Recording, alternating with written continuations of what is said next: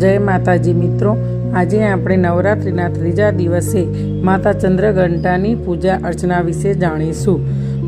પિંડજ પ્રવરારૂઢા ચંડકોપાસ્ત્ર કૈર્યુતા Prasadam તનુતે મહ્યમ ચંદ્રઘંટેતી વિશ્રુતા.